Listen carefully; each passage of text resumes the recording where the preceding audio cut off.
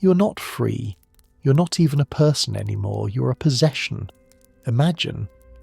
You're a boy standing barefoot on the cold stone floor of a Roman villa.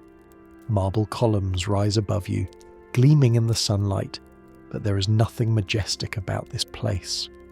Around you, the scent of incense burns heavy in the air, not to honour the gods, but to mask the stench of fear, sweat, and anticipation. You've been sold, taken from the dust and noise of the marketplace and led into this silent chamber, a chamber where the rich and powerful come to choose their concubines. You're lined up with others like you, boys stripped of names, stripped of families, stripped of futures. Here, nothing about you belongs to you anymore. Your hair is trimmed the way they prefer. Your skin is washed with oil until it gleams. Your eyes are lowered because even looking too boldly at a master could bring punishment. In Rome, a concubine is not a lover. A concubine is an object, a body to be used, trained, and shaped to the will of another. And it was never about romance, it was about power. The Roman elite wanted control in every aspect of their lives: politics, wealth, family, even intimacy. To keep a concubine was to display dominance. To bend another boy into silence and submission was the ultimate expression of Roman authority. But what made this life truly horrific was the loss of identity. Once chosen, a boy's old self was gone forever. His name, if remembered at all, became a whisper. He was now the boy of whoever owned him.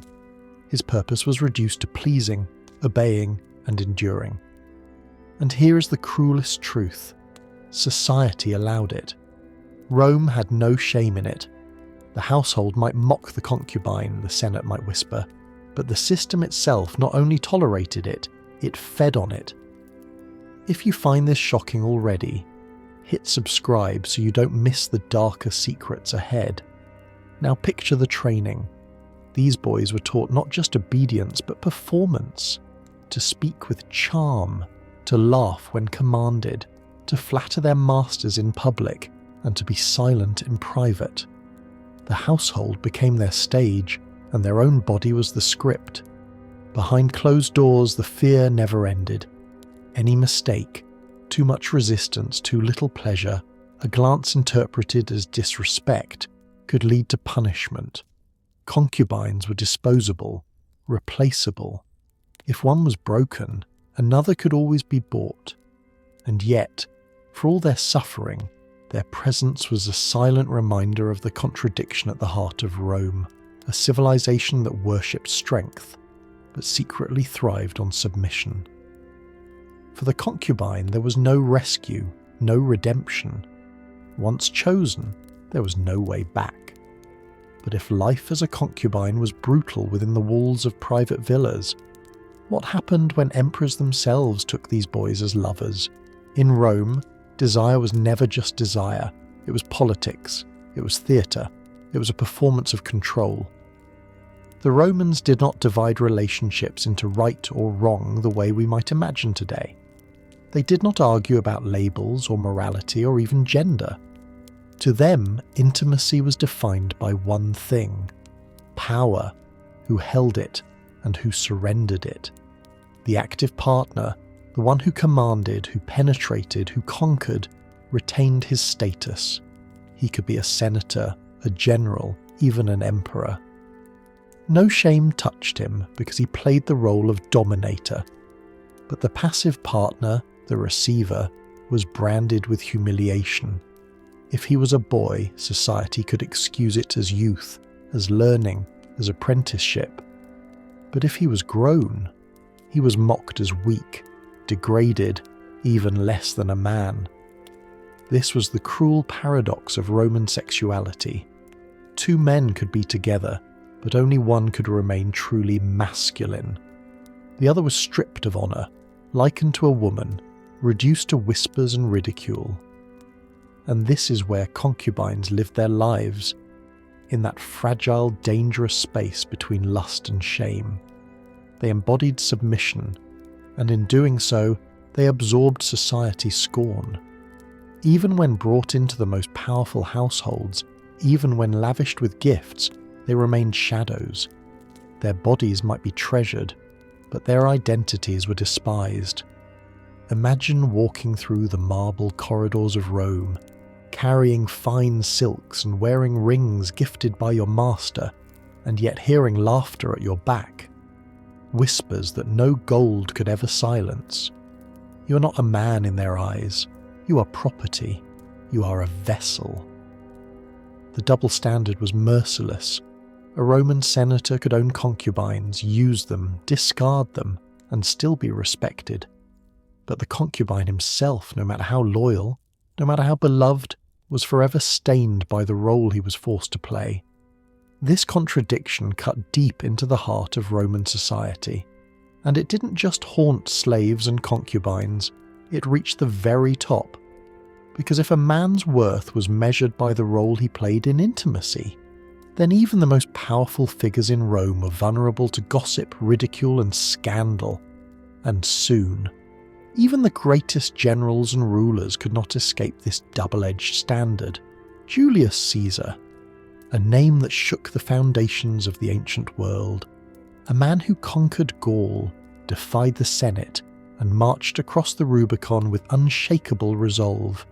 And yet, in the taverns, in the Senate halls, in the whispered gossip of Rome, Caesar was mocked not as a general, not as a tyrant, but as something else entirely. They called him the Queen of Bithynia. The story began years before his rise to power. A young Caesar was sent to the court of King Nicomedes of Bithynia in modern-day Turkey. He stayed there longer than expected, long enough for rumours to take root. Whispers that Caesar had not merely sought diplomacy, but something far more scandalous. They claimed he had shared the king's bed.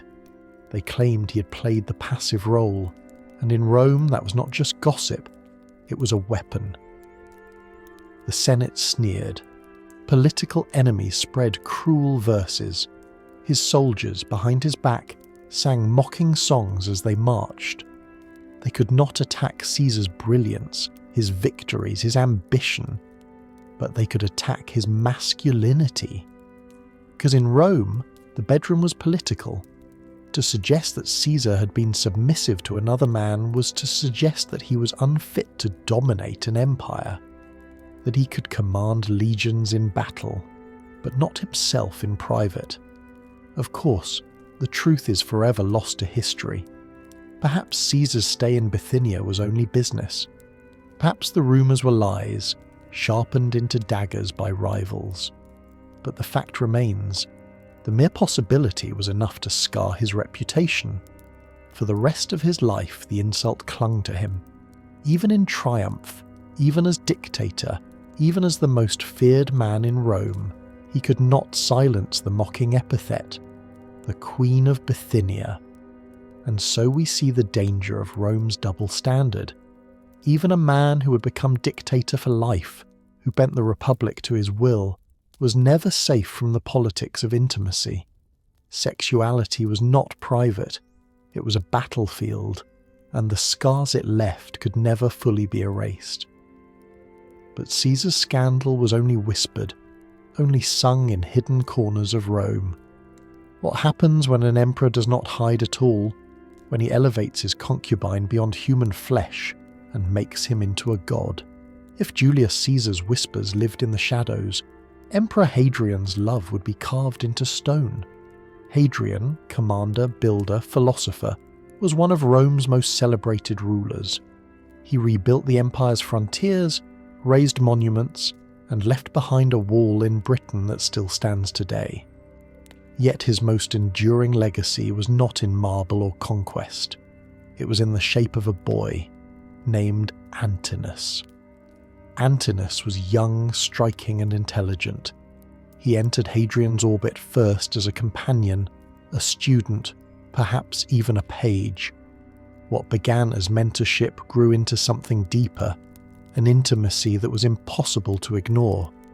Antinous accompanied the emperor everywhere, on hunts, on journeys across the empire, in private chambers and public parades.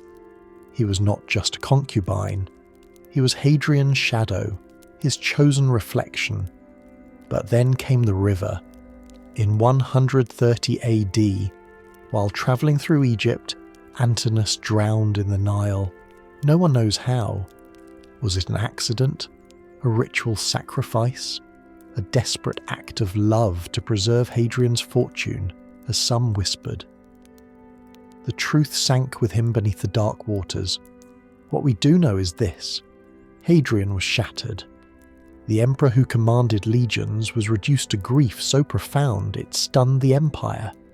He could not let Antinous go, and so he made him eternal. Hadrian founded an entire city on the banks of the Nile where Antinous died. He named it Antinopolis. He had the boy's body mummified, an honour reserved for pharaohs and gods. In Rome, he ordered coins minted with Antinous' face. Sculptors carved statues of him in every pose, youthful, athletic, divine. Temples rose in his name, shrines spread from Greece to Asia Minor, and then Hadrian crossed the final boundary. He declared Antinous a god, a mortal boy, elevated to the divine, worshipped across the empire. Pilgrims prayed at his altars. Priests whispered his name. His cult became one of the fastest growing in the Roman world. Never before had an emperor immortalized a concubine in such a way. Through grief, Hadrian reshaped the boundaries of love, power, and religion. Antinous was no longer just a boy who drowned. He was a god born from desire, memory, and obsession. Yet even as statues of Antinous gleamed in the sun, Romans whispered. Some saw Hadrian's devotion as beautiful, others as scandalous, even dangerous. Could an emperor love too much? Could love turn into idolatry? The empire had no answer, but one thing was clear. Hadrian raised his concubine to the heavens. He gave him temples instead of chains, shrines instead of silence, and yet, not all emperors showed such devotion. Not all raised their concubines into gods. Some emperors destroyed them instead. If Hadrian's love story was carved in marble and worshipped at shrines, Nero's was draped in silk, soaked in scandal, and staged for all of Rome to see. Nero, the emperor who revelled in excess, who demanded art over politics, who burned through the empire's wealth as quickly as he burned its trust, turned intimacy into theatre. And the audience was the Roman people themselves. One night Rome watched in stunned silence as their emperor donned a bridal veil. Not as a groom, not as the commanding figure they expected, but as a bride. The groom was not a noblewoman or a senator's daughter. It was a freed slave named Pythagoras. Imagine the scene. Nero, draped in white, a veil falling over his face. Musicians played as senators and courtiers gathered to watch. Vows were spoken, hands were bound, and in that moment the Emperor of Rome played the part of a woman. The laughter, the outrage, the disbelief, it rippled through the empire. For Romans obsessed with dominance and submission, this was a direct inversion of everything they held sacred. The emperor, the symbol of Roman masculinity, had stepped into the role of the passive, the submissive, the mocked. Whispers spread like wildfire. Was Nero humiliating the empire itself? Or was he proving that no rule, no standard could bind him? But this was only the beginning. Years later, Nero would stage another wedding, this time with a boy named Sporus, a boy whose fate would become one of the darkest symbols of concubinage in Roman history. Sporus was young, delicate, and beautiful. Too beautiful, Nero decided, to remain as he was. To preserve the illusion of a traditional Roman marriage, Nero ordered Sporus to be castrated. His body was altered, mutilated, forced into a mould that could never belong to him. All so that Nero could present him to the world, not as a concubine, but as his wife. The wedding was staged with all the pomp of imperial ceremony. Sporus, dressed in silks, adorned with jewels, was paraded beside the emperor. He was kissed in public. He was called Empress. The court was forced to accept the performance, to bow to the spectacle, to play along with the cruel fantasy. But behind the veil of celebration was horror. For Sporus, there was no choice, no freedom, no manhood left to claim. He was transformed, not by love, but by politics, reduced to a role that could never be escaped. Rome gossiped, mocked, and raged. But no one stopped Nero. He flaunted his concubines, not in whispers or shadows, but beneath the blazing eyes of the empire. Yet if Nero dared to turn his palace into a stage, to flaunt his desires before the Senate and the people, what secrets lurked in the villas of emperors who hid away from sight? If Nero turned his palace into a theatre, Emperor Tiberius chose a stage far from Rome, a place where no senator could watch, no citizen could whisper, an island retreat off the coast of Naples, Capri. By the end of his reign, Tiberius had abandoned the capital almost entirely. He withdrew to this rocky paradise surrounded by cliffs and turquoise seas. From there he ruled in absence, sending letters, issuing commands, letting others manage the politics of Rome. But in the silence of Capri, rumours began to grow. Ancient historians painted a picture of a pleasure palace. They claimed that the emperor filled his villas with boys and concubines, brought in under the guise of servants, but treated as objects of indulgence. They wrote of games, of humiliations, of rituals designed to amuse the emperor's fading years. Whether these tales were truth or slander, the image was unforgettable. Tiberius, once the stoic general, now portrayed as a man drowning in excess, hidden away with his private court of youth. Rome no longer saw him as a soldier or a statesman. They saw him as a shadow, decadent, corrupt, and untouchable. And the rumours did not stop at scandal. They became darker. They whispered of cruelty, of innocence corrupted, of pleasure twisted into punishment. Even if exaggerated, these stories were designed to destroy his legacy, to make his name synonymous with depravity. But here is the haunting truth. Whether fact or rumour, the damage was the same. For the concubines trapped in those villas, boys and youths with no power of refusal, the reality was still a life stripped of freedom. Their fates rested in the moods of a man who ruled an empire from behind closed doors. Once again, we see the same thread that ran through Nero, Hadrian, Caesar, and now Tiberius. Behind the grandeur of emperors were concubines who had no choice. They lived as shadows, praised in moments of favour, discarded in moments of boredom, feared in moments of cruelty. And so, even when the stories blurred between history and propaganda, one truth never changed. Concubines lived entirely at the mercy of their masters. For all the spectacle of weddings and rumours of villas, the daily reality of a concubine was far less glamorous and far more suffocating. Life was lived in silence. Words were chosen carefully. Every glance, every gesture had to please.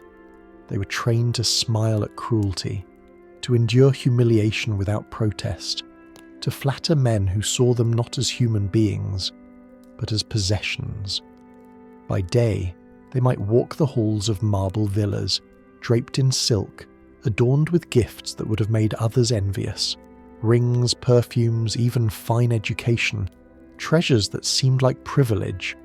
But beneath the glitter was a cage. Those gifts were reminders of ownership, proof that their bodies were not their own. Concubines were admired and pitied in equal measure, desired by those who envied their closeness to power, but scorned by those who saw only their submission. A man could climb the ranks of the Senate, command legions, and still mock a concubine as less than a man. No wealth, no beauty, no intimacy could erase the stigma, and always there was fear. Fear of replacement, fear of punishment, fear of being discarded when youth faded or when a master grew bored. For every boy elevated to the emperor's side, countless others vanished into anonymity. No songs were written for them, no statues carved, no whispers remained. This was the price of submission in Rome, to be remembered not as yourself but as an object that once belonged to someone else, to live desired yet despised, to exist at the centre of attention yet erased from history's record. Rome celebrated its emperors as gods, immortalised their triumphs in stone and scripture. But what legacy remained for their concubines? The names of Rome's emperors echo across centuries: Caesar, Hadrian, Nero, Tiberius. Their faces carved into marble, their victories etched into monuments, their power immortalised in history's pages. But the concubines, most were never named at all. And yet, they linger in shadows, they survive in whispers, in rumours sharpened into slander, in propaganda designed to humiliate their masters. Some live on as cautionary tales, others exist only as statues, faces idealised, bodies sculpted into perfection, stripped of identity. Antinous became a god, but most concubines became ghosts. They were remembered not for who they were, but for what they represented: symbols of scandal, weapons in political feuds, proof of dominance, evidence of humiliation. This is Rome's darkest contradiction. A civilization that built aqueducts, theatres and empires also built its private power on the bodies of those it erased. Love was never just love, it was power. Intimacy was never private, it was political. Desire was not free, it was chained by reputation. In this way, concubines lived on, not as themselves, but as reflections of Rome's obsession with control, their lives, their silence, their suffering, woven into the myths of emperors. They were both envied and pitied, celebrated and despised, remembered and forgotten. And so we're left with a question that history cannot answer. Was Rome's glory, its monuments, its victories, its legends, built not only on conquest abroad, but also on broken bodies behind closed doors? Rome still stands. Its ruins scatter across Europe and the Mediterranean. Colossal arches, broken columns, weathered amphitheatres, monuments to glory, ambition and conquest. Tourists walk through them today, marvelling at the empire that once ruled the world. But those ruins are also graves, silent witnesses to stories never written, stories of concubines whose lives were bound not by triumph, but by submission. For every emperor who marched in triumph through the Forum, a concubine walked silently at his side, or waited, hidden, behind palace walls. For every general who claimed a victory in Gaul, there was a boy stripped of victory over his own life. For every godlike statue that Rome raised, there were bodies broken, altered, erased. The empire was built not only on legions and engineering, it was built on control. Control over nations, control over families, control over intimacy itself. And the concubine was the purest expression of that control. Desired, but despised. Elevated, but erased. Possessed, but never remembered. Their suffering shows us something uncomfortable about Rome, that power demanded sacrifice, even the sacrifice of love. Intimacy was not a gift, it was a weapon. Affection was not tender, it was transactional. And in the shadows of marble palaces, passion was often indistinguishable from cruelty. Yet their presence shaped history. Without them, emperors like Hadrian would not have carved gods from grief. Without them, slanderers could not have mocked Caesar. Without them, Nero's grotesque theatre would never have burned itself into Rome's collective memory. Even in silence, concubines altered the course of power, and still, history barely spoke their names. They were background figures, side notes, whispers in the margins, but their absence is as loud as their presence. because what is erased often speaks more than what is recorded. Look at Rome's grandeur again, its temples, its triumphs, its immortal emperors. Behind them are the shadows of those who had no temples, no triumphs, no immortality, only silence. Perhaps this is their true legacy, that even in erasure they remain, that even without voices their shadows cling to the ruins, that Rome's story is incomplete without them, their names erased, their voices silenced, but their shadows still whisper through Rome's marble ruins.